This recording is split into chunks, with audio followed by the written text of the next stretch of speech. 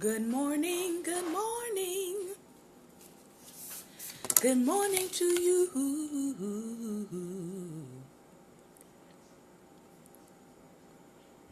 All right. Good morning, good morning, good morning. Welcome to Daring Dialogues. I am your host, Shantae Charles. We are, in fact, finishing up yesterday. So, we're on part 2 from episode 24. And I'm going to give an opportunity for some people to come in as we talk. Good afternoon. I wanted to come on after 12, so this is a pretty good time. I'm actually in the middle of doing some things around my house. And so I wanted to take a break, make sure that I complete yesterday's assignment, and then, talk with you all. So I hope everybody is having a great and wonderful day. What is new in the news? We do need to know this, that Hurricane Irma remains a potential threat to the East Coast, possibly matching Harvey's wind strength. And so I'm going to take a moment and show you, hopefully, this trajectory so you guys can see. And it says the cone contains the probable path of the storm center, but does not show the size of the storm. Hazardous conditions can occur outside of the cone. And so, for those of you all who are concerned about Irma, as you can see, she is still out to sea, but they believe that over the weekend, she is going to build to a Category 4, possibly Category 5 storm. And so they still don't know the direct path, but the trajectory says she may go anywhere between North Carolina, D.C., Maryland, Virginia area. All right? And so that is just something that we need to be paying attention to over the weekend. What are we praying? We are praying that Hurricane Irma fizzle in the ocean and that she does not come ashore. Okay? Not to anybody, not to the Caribbean islands who have been continuously hit with storms. And we're definitely praying that Hurricane Irma does not come ashore with us here in the United States. So, wanted to make sure that I said that. So let me do one thing here. There we go. All right. So yes, I am today actually putting in some more bookcases for all of these books that I'm discovering that I have that I did not unpack. And I found lots of really, really good material that will be helpful for me in terms of doing some more research. And I actually found that I have several books on the Civil War, which is great because everybody's always talking about the Civil War and what happened and what was going on. But I actually have books from the time or early 1900s when people were writing factual stuff about the Civil War. And so hopefully sometime before the year's out, I'll get a chance to read some of those to you and show you those books, because I can probably guarantee you that some of them are probably not in print anymore. Because they actually give like people's real thoughts on the Civil War during the time of the Civil War. So a lot of times they don't make books like those anymore because people keep trying to obscure what the Civil War was actually about. So the first book I wanted to share with you that I wanted to share with you yesterday that we didn't get to is called Draw to Win. Draw to Win. A crash course on how to lead, sell, and innovate with your visual mind. And some of the things that he talks about in here, this is by Dan Rome. Some of the things he talks about in here are very important points if you are in business or if you are a teacher and you want to get points across in a way that people will remember. All right. And so one of the things he starts here with his kickoff is he puts out 2 quotes from artists. Most people know Leonardo da Vinci, and most people know Matt Groening from being the creator of The Simpsons. All right.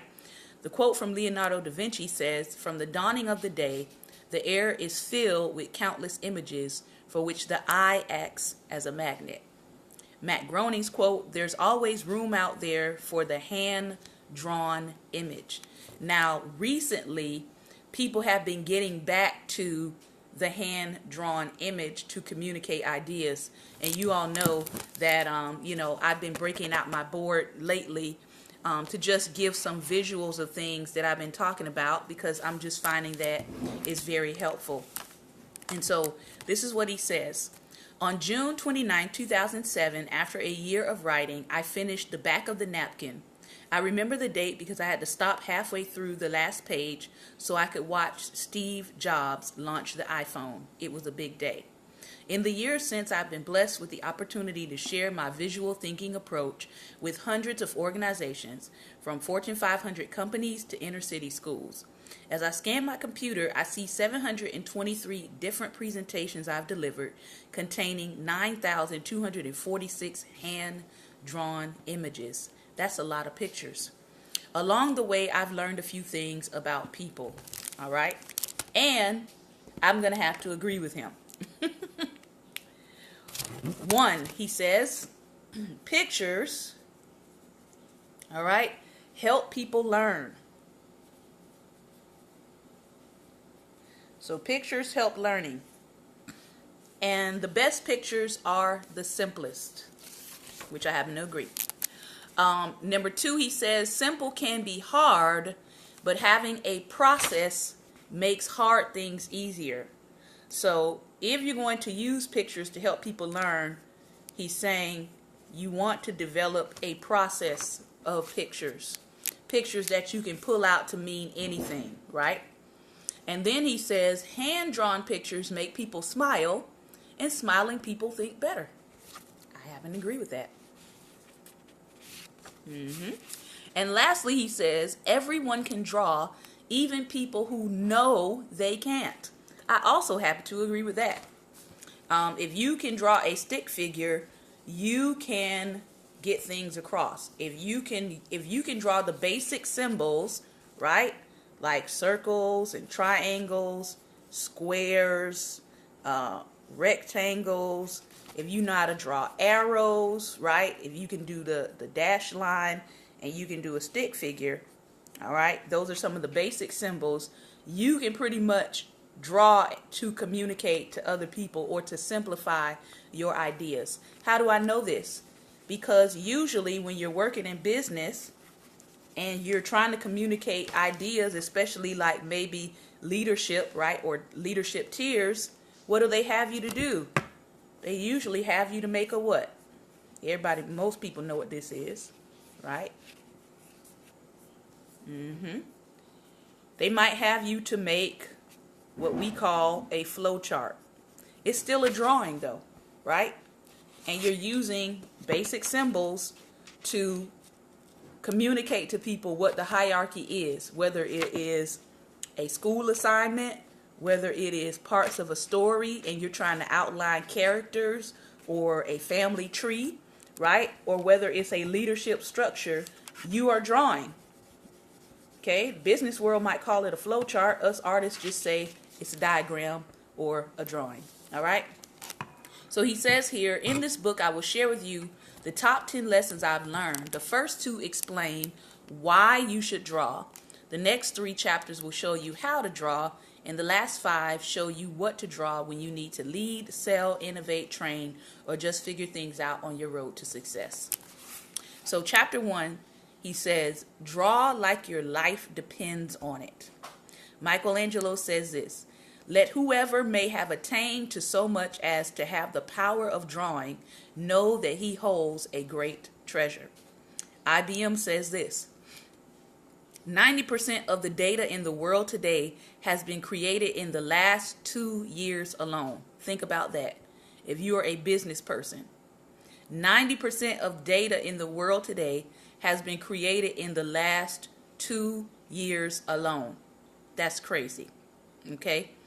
And so now he wants to talk about 3 data points that point to pictures. And I think this right here is information that is helpful whether you are a business person, whether you are a pastor, whether you are a leader of any kind, this is data that can help you when you are trying to communicate to other people. All right.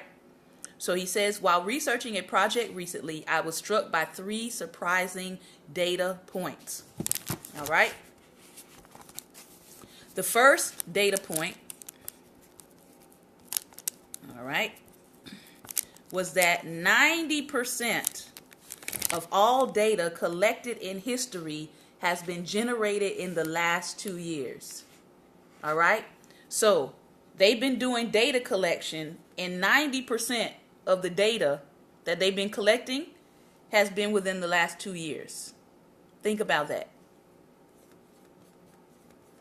And remember, we talked yesterday really briefly about the fact that, yes, Facebook is a social media platform, but Facebook is also a data collection platform. Meaning that anytime you get on Facebook and you're clicking on stuff, or you're liking stuff, or you are clicking on certain articles, Facebook is collecting that data, and they're beginning to personalize what you see on the site. Okay? So in case you didn't know that, that's what they're doing.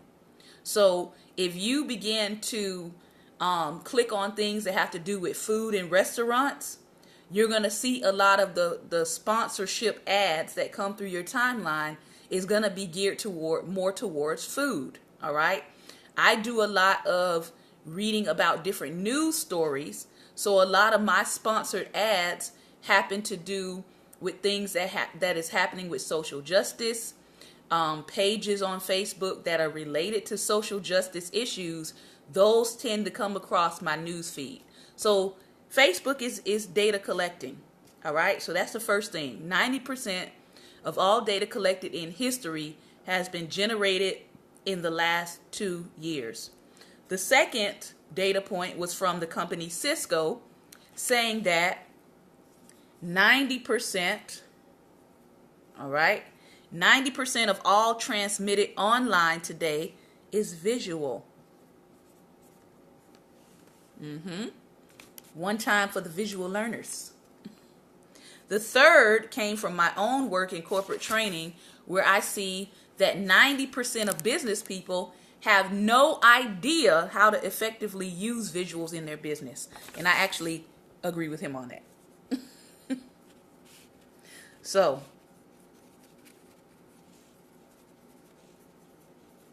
all right. So, 3 things that we want to talk about today. 90% of all data in the world was created in the last 2 years. All right. 90% of all data is on the internet is visual. Visual. That means that more people will pay attention faster to a picture that you show them, right, with very little words, as opposed to you getting on Facebook or getting on Instagram and writing a book on there. All right. So if you're a person who is trying to communicate and trying to reach people, this is good data for you. All right.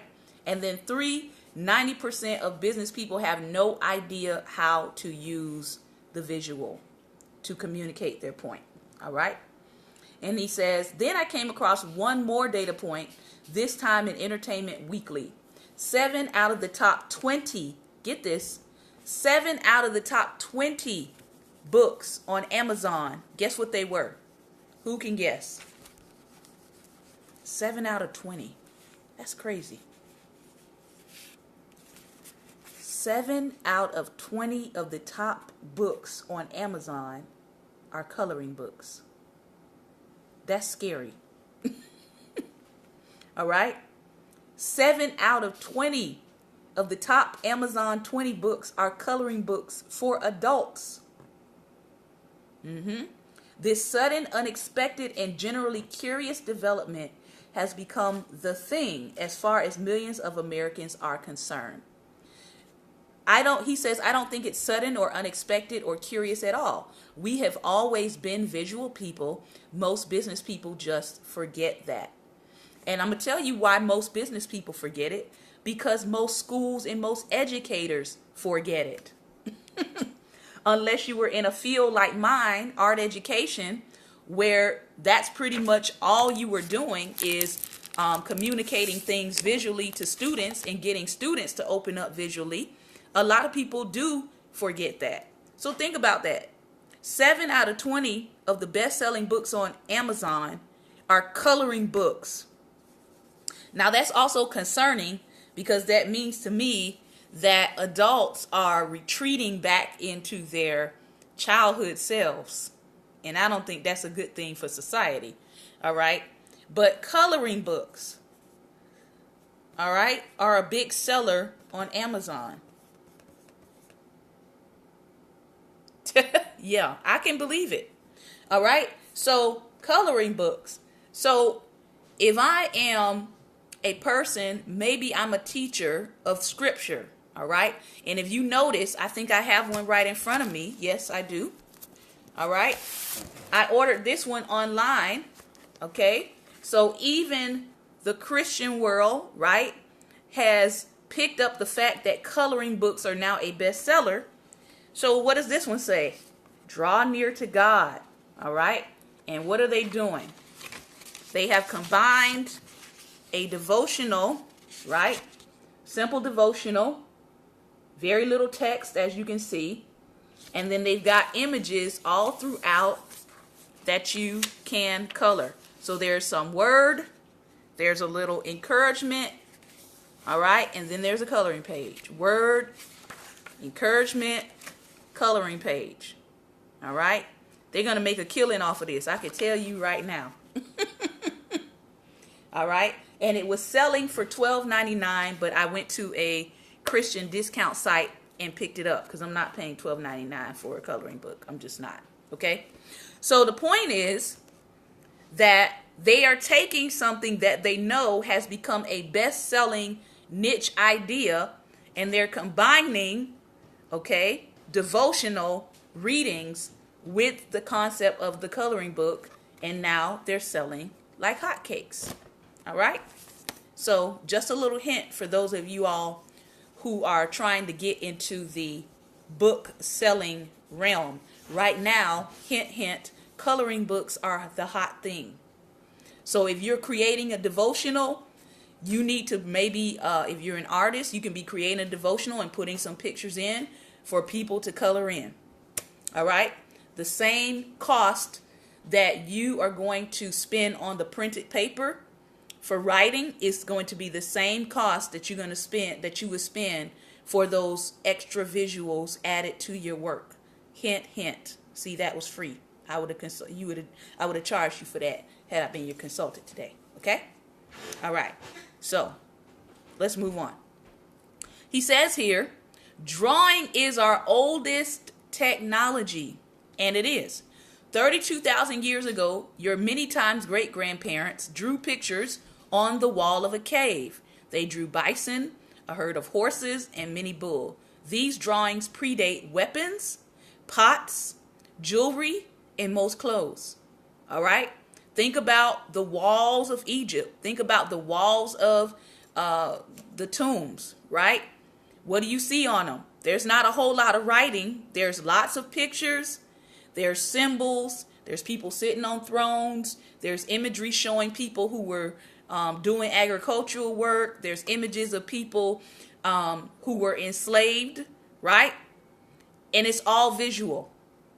So drawing, as he is saying here, is our oldest technology. People are just getting back to old technology and making it work for them today. Your ancient ancestors had to tell things to each other, and the technology they used to record it was drawing.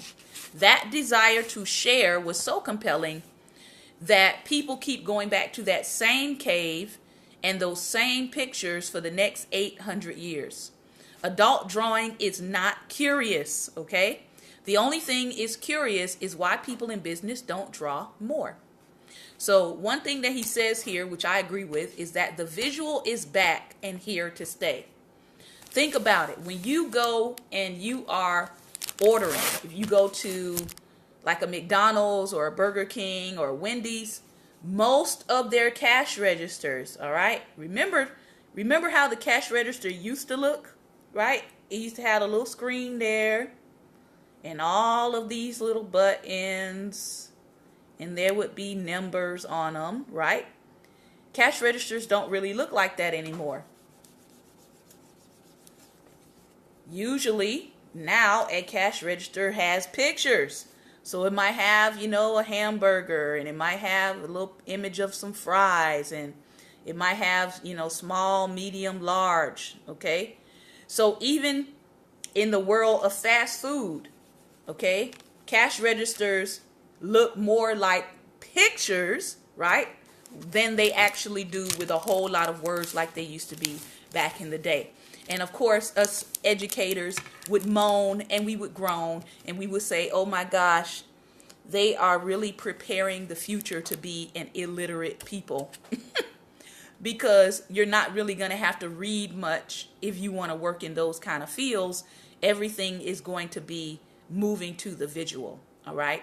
And so he says here, the visual is back and here to stay. Everyone online relies on pictures. Facebook, YouTube, Pinterest, Instagram, Snapchat, Tumblr, LinkedIn. The greatest focus of social media is the image. All right? The greatest focus of social media is the image. In other words, I pick up my phone here, and all I have to do is point to the image per se, and you all can probably figure out what app it is, okay? The red one with the arrow is what? Most people know what that is if they have it on their phone. It's YouTube. All right? Everybody knows the little blue F with the little blue background with the white F is Facebook. Everybody knows that the two little conversation boxes on your phone is Messenger. So again, it's kind of proving that the greatest focus right now is on image. It's not on words. This explosion of pictures isn't a millennials powered fad. It's the logical extension of those lines first drawn by our former ancestors. Today, we just have better technology to use the image. Don't think of sharing images as the dumbing down of society or as threatening to business. On the contrary, creating and sharing pictures is the most natural thing in the world. The problem is that there are too many images that aren't very good or good for you. Most pictures online are what I call lazy images. Cute cats, train wrecks, and sexy bodies have their appeal, but they appeal to your lowest common denominator brain. They distract and occupy your brain without leaving much value behind. Good images, meaningful pictures that trigger deep thoughts, clarify complexity, and inspire insight exist too, but are fewer in number. That's not the fault of the pictures. The reason lazy images are so distracting is because the people who make them know that your brain loves to look at stuff. That's good to know, and we're going to take advantage of that too, but we're going to use that insight to turn your good ideas into better pictures. So why is this important? Because 90% of the data you see is visual. Think about that. I'm going to put it up again. All right.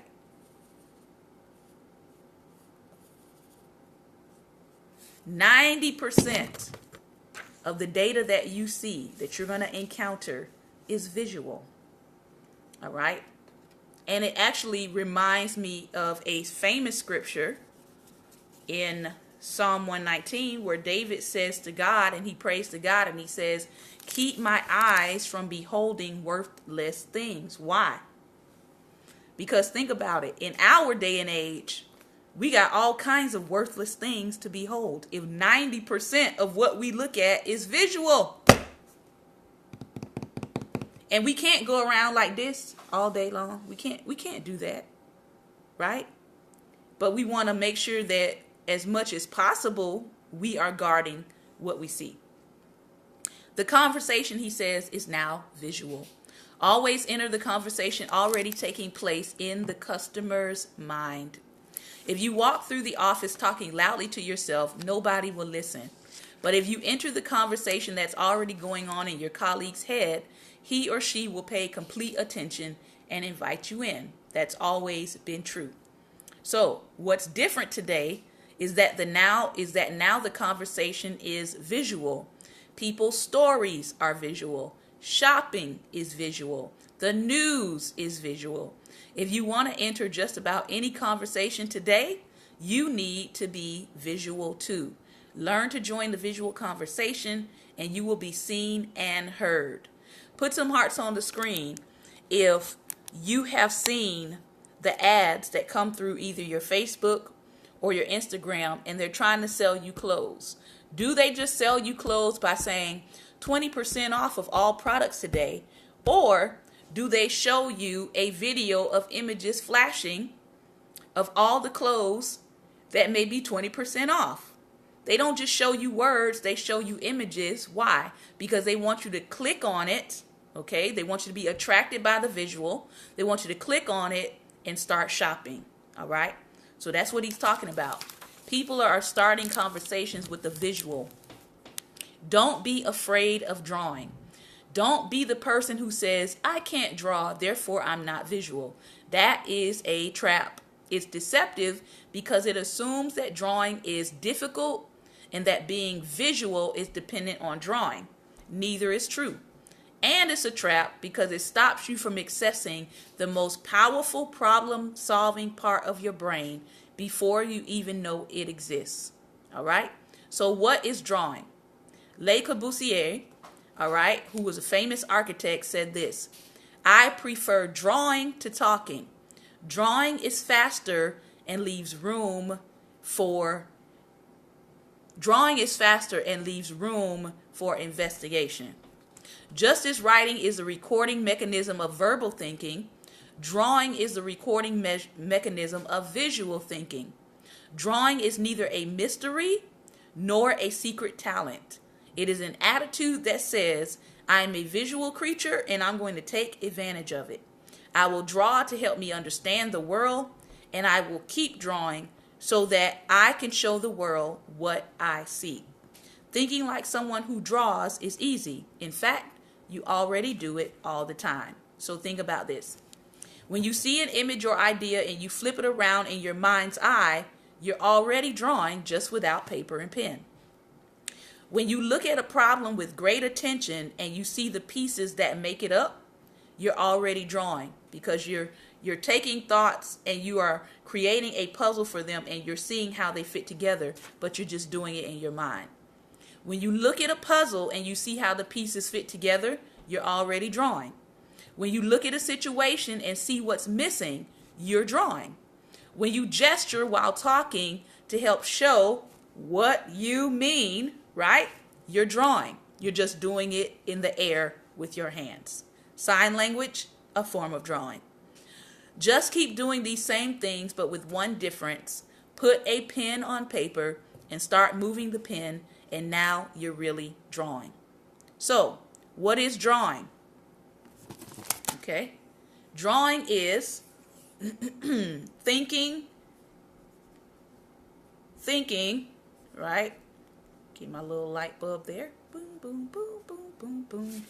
Drawing is thinking with your mind's eye. Okay.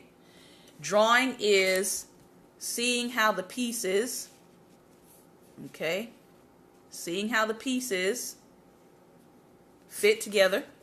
Good afternoon, Bespoke. Drawing is looking at a problem with great attention.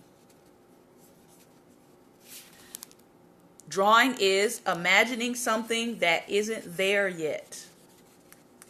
So,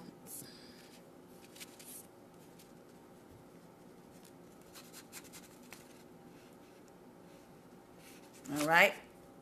If I've got a mat and a spoon, whatever I'm imagining that isn't there yet to go with the spoon, whether it's a plate, whether it's a bowl, if I can see it in my mind's eye, I'm drawing. Okay? Drawing is putting pen on paper and then making the pen move. And then the final step of drawing, of course, is showing what you think. So if you're doing any of that already, you're already drawing. And what he's saying is you just need to add pen and paper to what you're already doing. So here's the news. While it took you years to learn how to write, it only takes you a few minutes to learn how to draw. All right? So that's where we're going to stop today.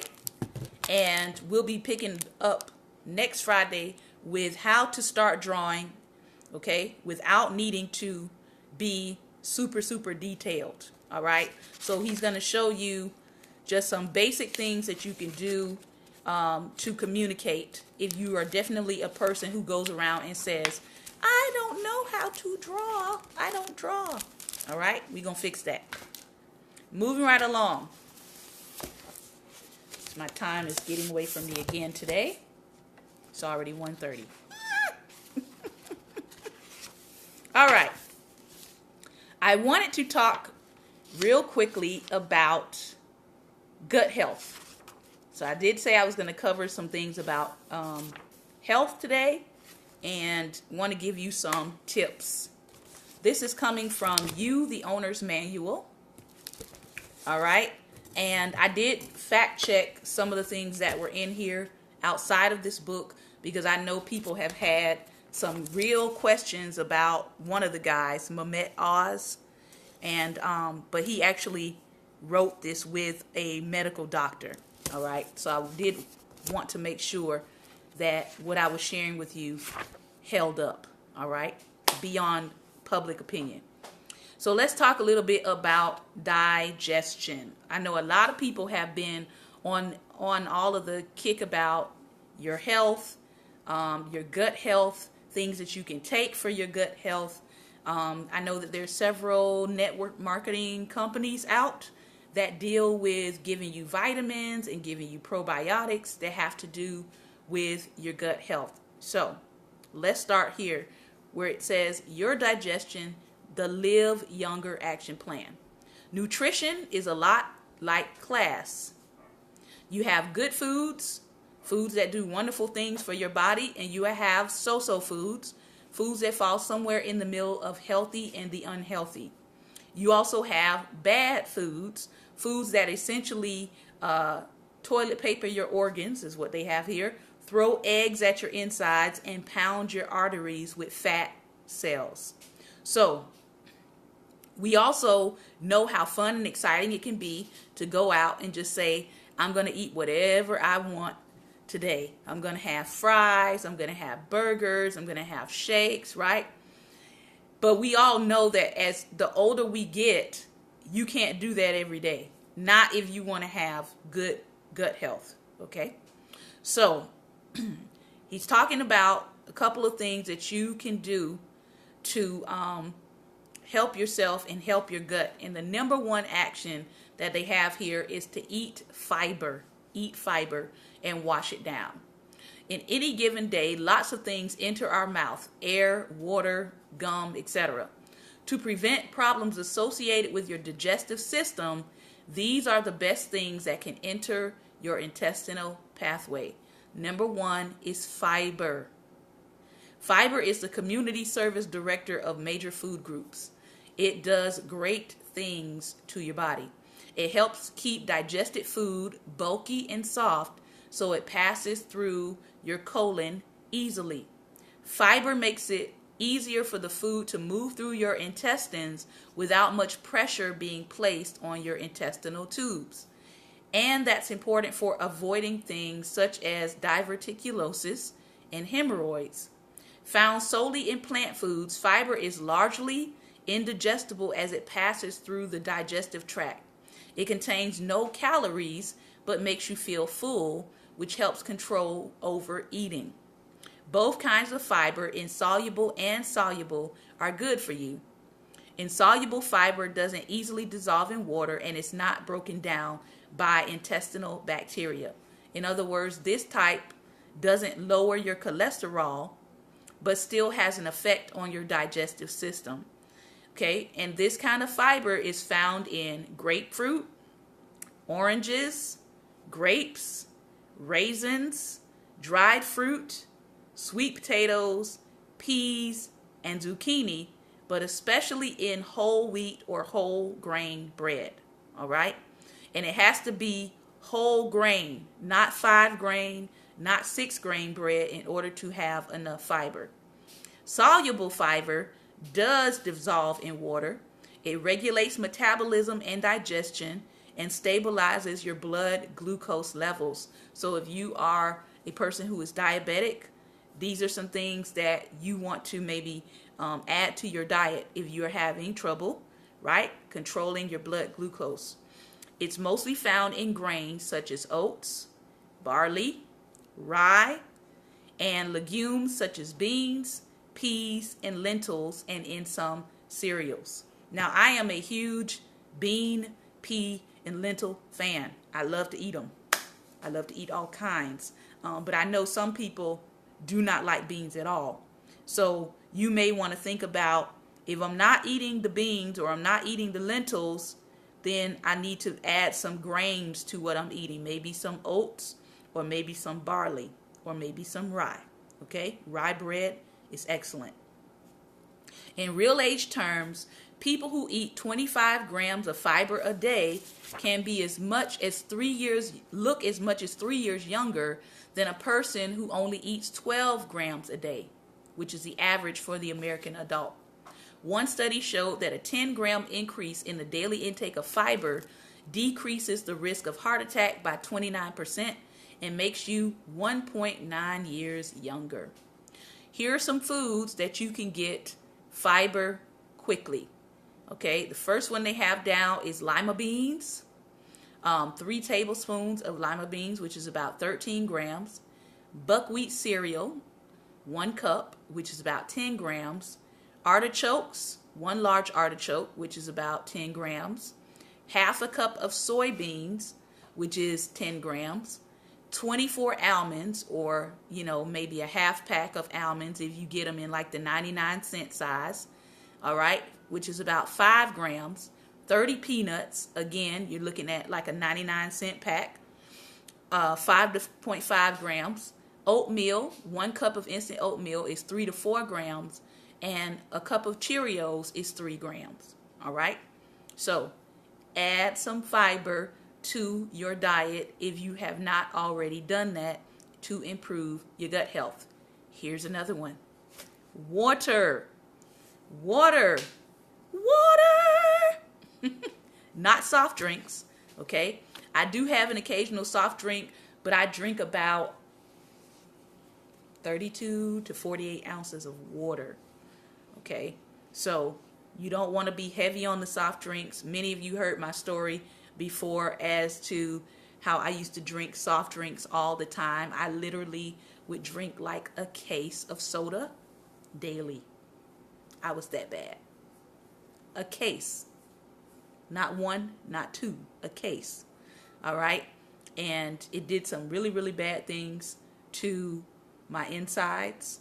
And I wound up having to have surgery. Yeah. It was just not good. And so I have learned to love water now. Yes. All kinds of water, but mainly alkaline. So water, not soft drinks. If you've ever been to a water park, you know the way water slides work. The water shooting down each sliding board lubricates it so that the rider moves faster. Without water, there'd be too much friction on the slide, and it would take someone twice as long to make the big splash.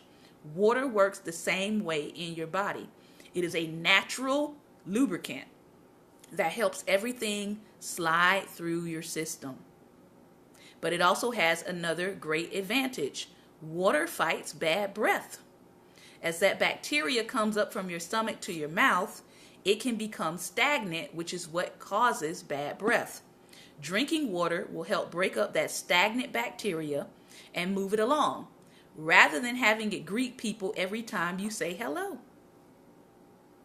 Now, when we say water, we mean water, not any old liquid. The empty calories and self-destructive ingredients found in soft drinks can leave you bloated, hungry, and fat. All right? And so a lot of people don't realize that diet sodas are actually worse than the regular sodas because of the sugar alcohol content that's in diet sodas. So a lot of times people thinking, oh, if it says diet, then it's helping me to get better. When in actuality, diet soda is actually worse than regular soda. All right. And since the main cause of kidney stones is dehydration, it's essential to keep your body hydrated with 64 ounces or 8 glasses of 8 ounces of water a day. All right. That is a general rule, but most people say whatever your weight is, you should be drinking half of that in ounces. So if you weigh 150 pounds, cut that in half, you should probably be drinking about 75 ounces or so a day. All right. Action number 2. If you want to help your gut, action number 2. Action number 1 was get your fiber intake. Also, make sure you're drinking plenty of water so that your body is allowing things to flow through smoothly. Action number 2, change how you eat. Change how you eat. He says, watch any hot dog eating contest and you know that there are as many eating styles in this world as there are actors. You can have a positive effect on your health by making some subtle changes, not just with what goes into your mouth, but also with how you put it there. Number 1, and I'm really bad at this one, but I'm getting better. Avoid late meals. Like if I have to eat something late at night or I get the munchies now, I try to make sure it's maybe a piece of fruit or a mixture of nuts and some dried fruit or applesauce or a small salad. So if I have the munchies, I try to avoid going to late eating, heavy eating at night. If your idea of late night entertainment is a party with a bowl of Lucky Charms, switch to lifting weights while watching Leno or Letterman. Lying down soon after eating encourages the flow of acid back up in your stomach. Okay, you said you shoot for no later than 6 p.m. I try to shoot for no later than 8. And if I eat something after 8 and I still have the munchies, I usually go to nuts or dried fruit or salad, just so I'm not eating something heavy. All right. He says lying down so soon after eating encourages the flow of acid back up your esophagus, so you get that burning taste, which will intensify the symptoms of the acid reflux. While you're at it, try to avoid items like foods or beverages that contain pepper or peppers, caffeine, and alcohol. Some pills can also cause that acid reflux if you don't take them with water. But this is individual to the person. Here's another one. I actually use this rule. And he says, buy new dishes. Eating on 9-inch plates instead of the traditional 13-inch dinner plate. Research has shown that the visual effect of eating is a powerful signal to your stomach to slow the digestion process down. People who eat meals from smaller plates consume fewer calories, but still have the same feeling of satisfaction as people who eat off larger dishes. Finally, a case where size matters and smaller is better. Reducing your portion sizes also has the effect of making you up to 3 years younger because it helps reduce arterial and immune aging. All right. And so, again, I like to tell people, if you're going to eat fast food, get something off of the kiddie meal. That's what I do. I go to the kiddie menu because I want a small portion of it. I don't want an adult size or a super size portion. Good afternoon, Mr. Perry. Good afternoon, Prophet Jonathan. Good afternoon, Lady Barbara. And good afternoon to those of you who are watching by other forms of media. And so I can't see who you are in the space. All right. So that's one thing that I do. I like to eat on a square plate, that's maybe about, I would say 4 by 4. Okay. And I portion control my food eating so that I am not pigging out. And even when I go to restaurants, If I go to a restaurant where I know they're going to be serving all of this food on a huge plate, sometimes I automatically pull half of the food aside and use that food, and I can eat it as a leftover, because I don't want to eat to the point where I'm stuffing my face and I feel like, oh God, I can't move out of the chair, right? And I can't get up. I don't want that feeling. Okay. So this is a very good rule to buy smaller dishes, and it will really start helping you to work on your portion controls if you're not already doing that. Lastly, he says here, trick your digestion system. Many obese people receive attention for losing weight from gastric bypass surgery. After the surgery, people simply can't eat as much food because a major portion of their stomach has been excluded. Researchers recently found out that part of the reason why they're not hungry isn't necessarily that their stomachs are smaller, but because the segment of the stomach producing the appetite hormone was removed. But those hormones aren't just in the stomach, they're in the intestines too. So one of the ways you can turn your hunger trigger off is by making sure you don't get to the point of feeling famished or starving. The slower you digest food, the slower your stomach empties, the fuller you will feel. The lower the chance that you'll wind up with an arterial endorsement contract from Goodyear. I'm trying to say you won't wind up being the Goodyear blimp, all right? Fiber is one way to do that. Here's another. If you have a little fat before your meal, you'll prevent your stomach from emptying quickly. For example, if you have tea with unbuttered toast in the morning, your stomach empties in about 20 to 30 minutes, leaving you craving more food. But if you spread some peanut butter or some apple butter on your toast, it takes about 3.5 hours for the toast to leave your stomach. So feeling fuller slows everything down. We recommend eating a little fat at each meal, but especially before your most largest meal of the day, which would be dinner. Eat about 70 calories in the form of a healthy monosaturated fat.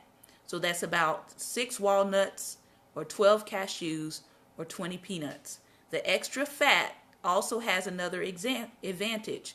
It helps absorb fat-soluble nutrients like tomatoes, like the lipocene in tomatoes. He also says here, try different desserts. We're a society programmed to end our meal with something sweet, like a piece of chocolate, a cookie, or fudge. Besides the damage dessert can do to your waistline, ending your meal with sugary foods help promote the buildup of bacteria on your teeth. Instead, think about other ways that you can end your meal.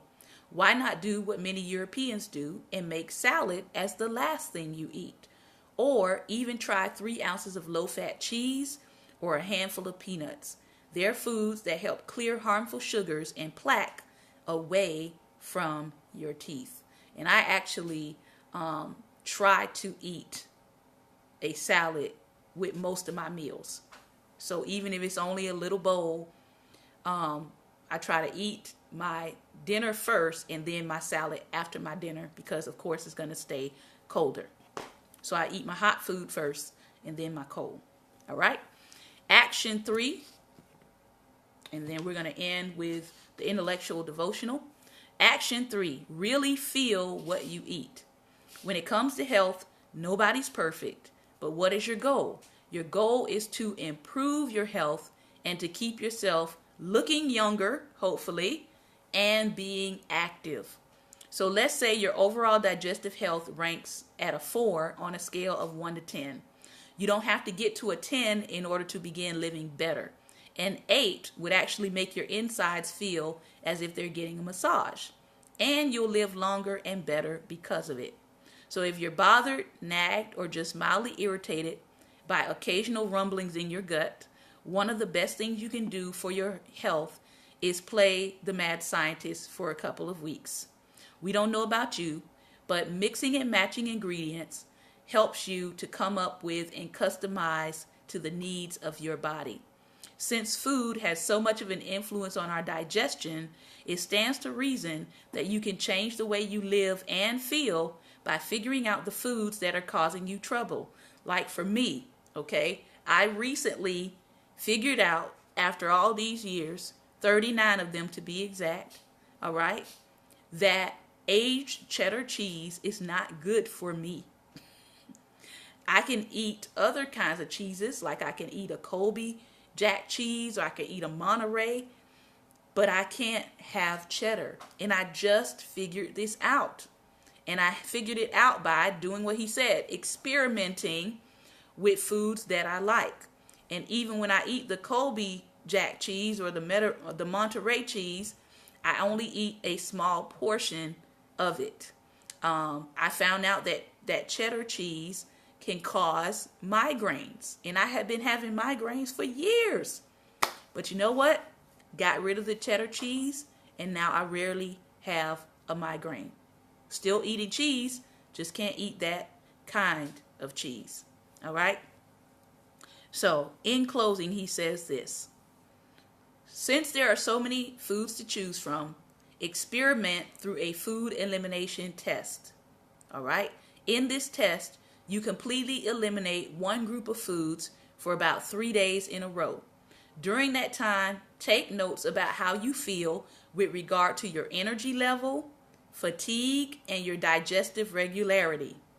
Take notes when you go off of foods, and just as important, how you feel once you reintroduce those foods back into your diet. That way, you'll be in tune to those things that make you feel worse once you start eating them again. Here's the order of groups of food we suggest you eliminate from your diet at different times for 2 or 3 days. 1, wheat products. 2, dairy products. 4, carbohydrates including sugar. And 4, artificial colors. So let me give those 4 to you again. Wheat products, dairy products, carbohydrates including sugars, and then artificial colors, because sugar is included in 4. All right, in 3. So when you eliminate a group from your diet, you'll notice different things about the way you feel. For instance, you may have more energy when you eliminate the aging fats from your diet, and that will help you stick to a diet low in saturated fat, because you'll notice and like the changes. So it's all about awareness, being in tune with which foods make you feel horrible and which foods make you want to sprint to the top of a mountain. All right? This 3-day elimination plan is a especially good test because you may be able to identify food allergies through this method, which is what happened to me. While some food allergies may be as obvious as a botched hair transplant, others may not be so clear. Low-grade food allergies can make you feel as if you have a touch of the flu with a runny nose and headache. Through this experiment, you can help make a diagnosis and avoid some of the foods that make you feel less well. Best of all, this experiment trains you to do something that's good not only for your digestive system, but for your overall health and youth. It teaches you to eat smaller meals by restricting some of the usual foods that you would toss in your mouth by habit, and that's good for everyone. So I am always having people talk to me as if I am 19. Okay, I don't think I look 19. Do I look 19? I don't think I do. Right? I got a couple of freckles here underneath my eyes, but I'm not wearing makeup. And a lot of people think when I take photographs, they actually think that I'm wearing makeup. And I'm not wearing makeup. I'm just drinking more water than I used to drink. And I'm drinking less soft drinks than I used to drink. So November, I will be 40. And I want people to talk to me like I'm 40. So that's why I keep my little grays up here. Because hopefully people will notice that I'm not a teenager, you know. And sometimes I have to correct people, and they say, "Oh, I didn't realize that. I didn't realize you were an adult." I'm like, well, whether I was an adult or not, or whether you thought I was an adult or not, how about the way you're talking to me is just plain rude? Fix it. So let me stop there, And next week, we will talk about action number 4, which is supplementing your food. Action number 5, which is talking about spending some time at the sink. And then we will be done with the section on gut health. So I hope this was helpful for you all. I hope it got you thinking about some things with your diet that you can work on changing. Lastly, some of you, 2 of you, should have this book. Dun, dun, dun, dun. One of my favorite books of all time. It is The Intellectual Devotional. All right, and I want to cover this. I want to talk about this concept. All right, it's a science concept, but I think it needs to be reiterated. All right, it needs to be reiterated because we're seeing a lot of it in our society. And after this, we will be done. And that term is, let me get my tablet out here. That term is cognitive dissonance.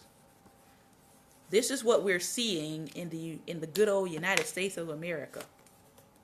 Cognitive dissonance. Dissonance. Let me write that a little neater. Dissonance. All right, cognitive dissonance. Where does the term come from? In 1957, Leon Festinger, a social psychologist at Stanford University, published Theory of Cognitive Dissonance, one of the most influential papers on human behavior ever written. The theory is very simple. We all hold a variety of beliefs, ideas, and thoughts, which scientists call cognitions. For the most part, our cognitions are unrelated to each other.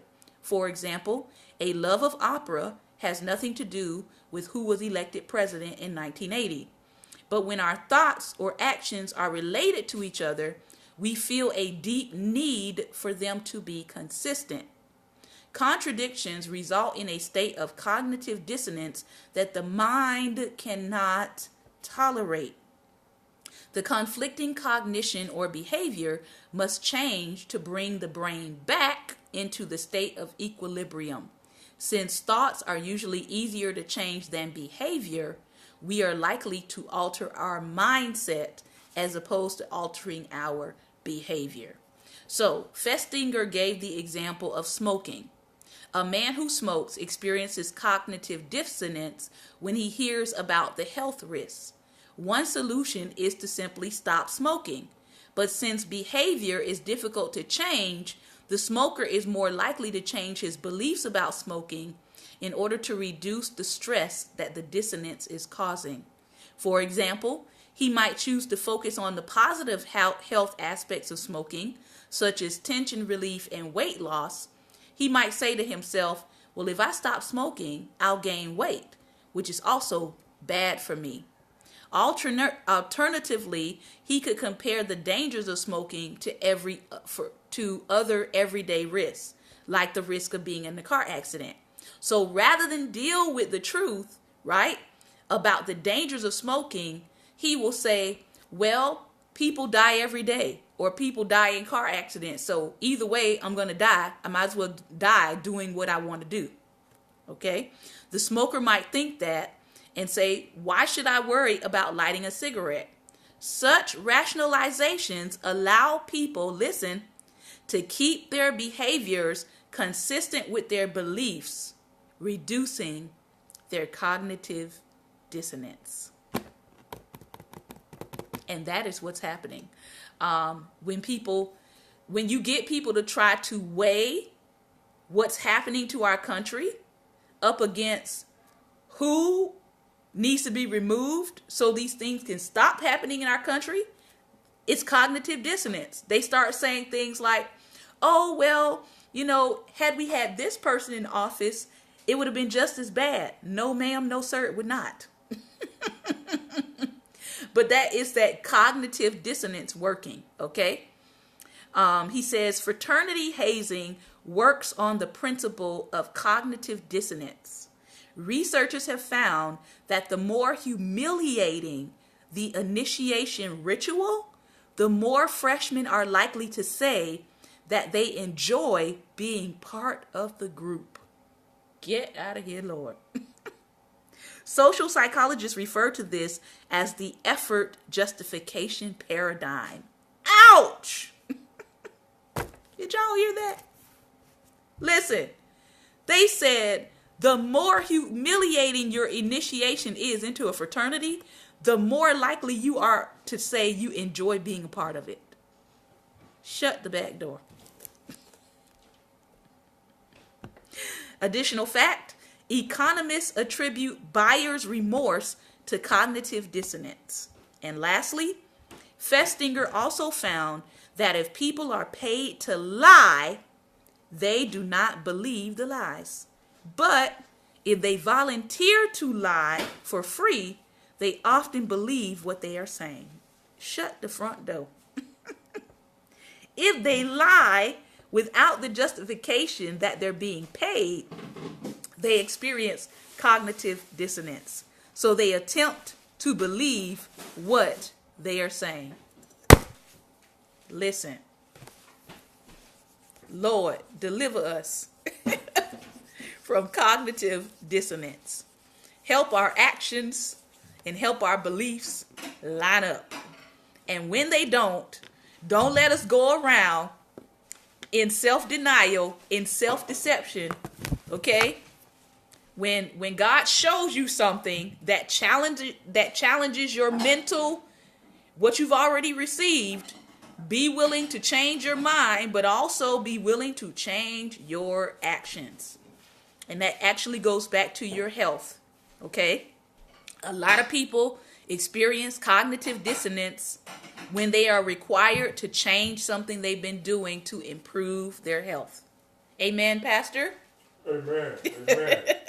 So, I hope you got something out of today's bonus Daring Dialogues, and I hope to see you all back on Monday for Monday Motivation. We will begin our giveaways for next week, so I'm excited about that. And like I said, we'll probably do a trivia question every single day. And those of you who answer the trivia question first, which means I know some of you all have several devices you use, so you have to email it to reachshante@gmail.com. So as soon as you know the answer, you can email it during the broadcast, and whoever's first gets that giveaway for the day. All right? Thank you all so much. I hope you have a great and wonderful Labor Day weekend. Please try to get some rest, have some reflection time, hang out with your family, minister to your community, and all of those things. Take care. Until we meet again, remember, light is the most daring opposition to darkness, so go out and be light today. Take care, and God bless.